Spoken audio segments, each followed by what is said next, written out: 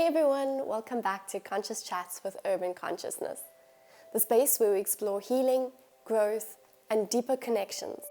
I'm Milan, and today we're going to be talking about something that has a very opinionated perspective, and that is, can people really change?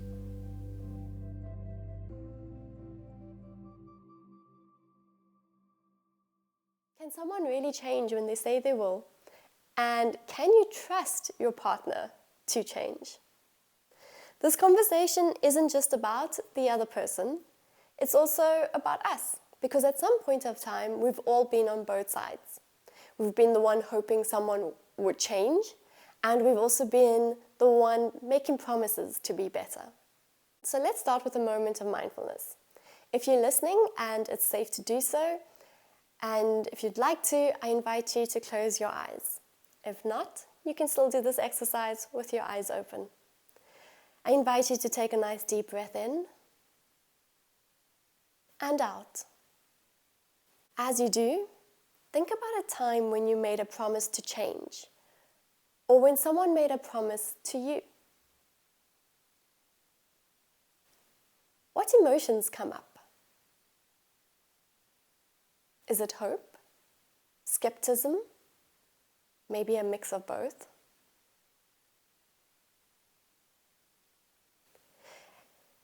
You can open your eyes now if they were closed. In my own experience, change can stir up a whirlwind of emotions.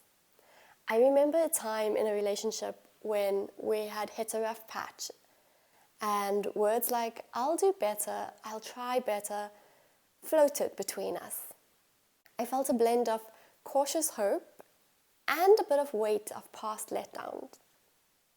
And whether you're in that space, it's hard to know which voice to trust.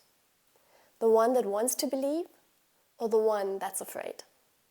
So how do we know that someone can change? And how do we as partners learn to trust that process? The key here is understanding that change isn't a straightforward process. It takes practice. It's almost a little bit of up and down that you're going to go through. And just like yoga and meditation, it unfolds one breath and one step at a time. Mark Manson, the author of The Subtle Art of Not Giving a Beep, has a remedy for change which I've been practicing. He outlines it simply. Action leads to inspiration and then to motivation. So let's break that down.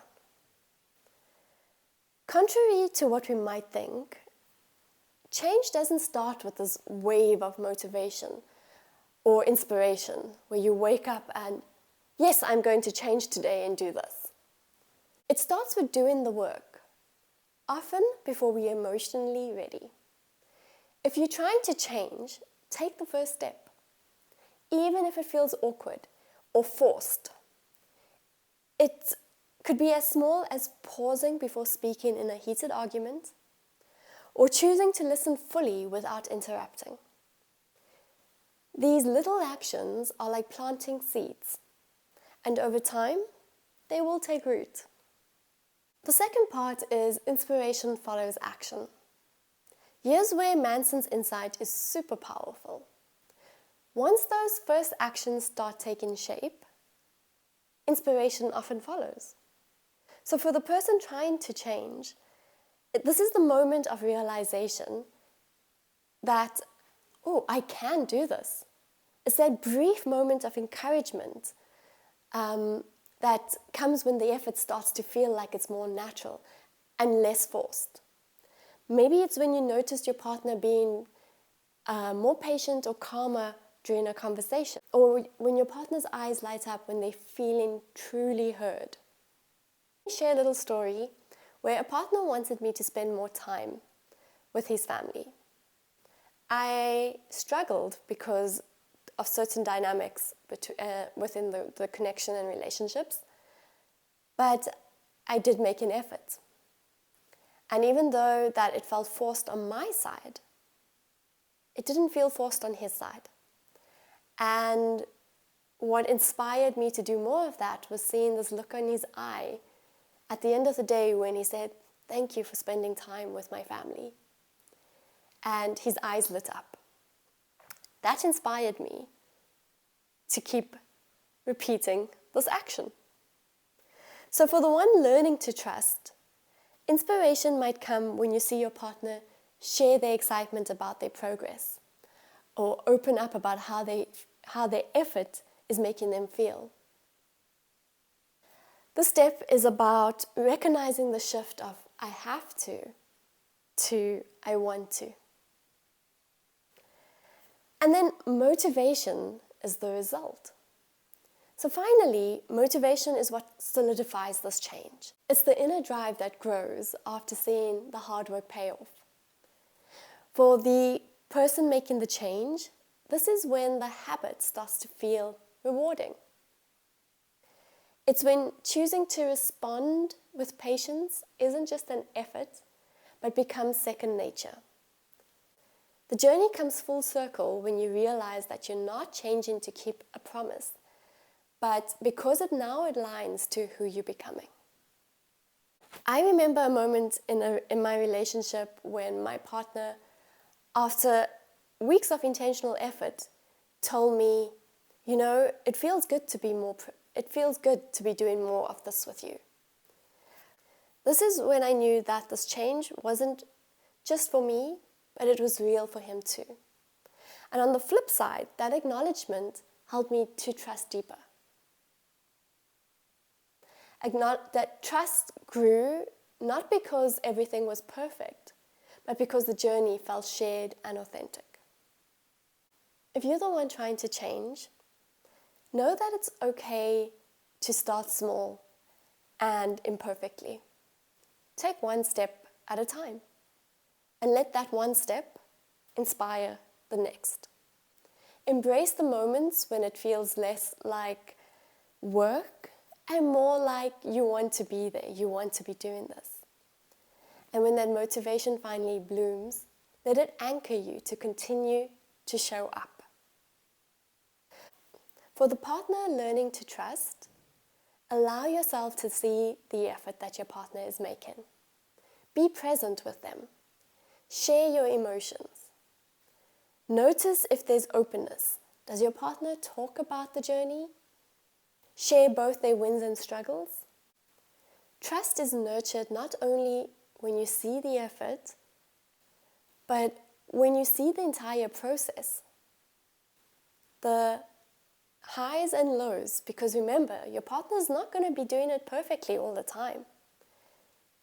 Almost a little bit like the stock market. When you look at it in short term, you're going to see the ups and downs. But when you look at it long term, you're going to see that growth. Mindfulness is also essential for both roles in this process. If you're changing, stay present with yourself. Recognize your actions, feel the inspiration as it arises, and welcome this motivation when it comes. If you're learning to trust, mindfulness lets you stay in the moment. It lets you see the progress for what it is and resists the pull of fears which will cloud your view. So I now invite you, if you can, to take a deep breath in and out. Take a moment now to answer some of these questions or reflect on these questions. Where are you in this journey? Are you the one making promises or learning to trust?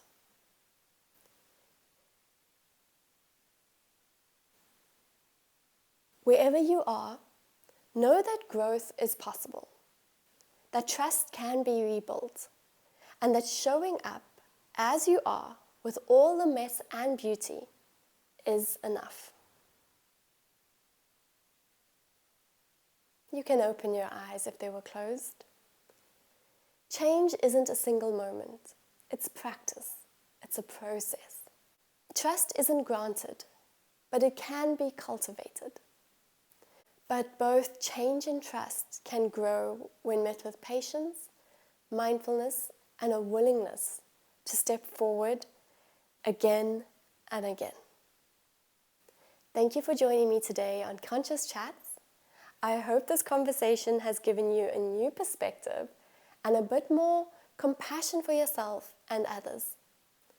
If this episode resonated with you, I would love to hear your stories and reflections, and please share it with someone who might need to hear it too. Until next time, keep growing, keep healing, and keep being mindful and kind to yourself. Thank you.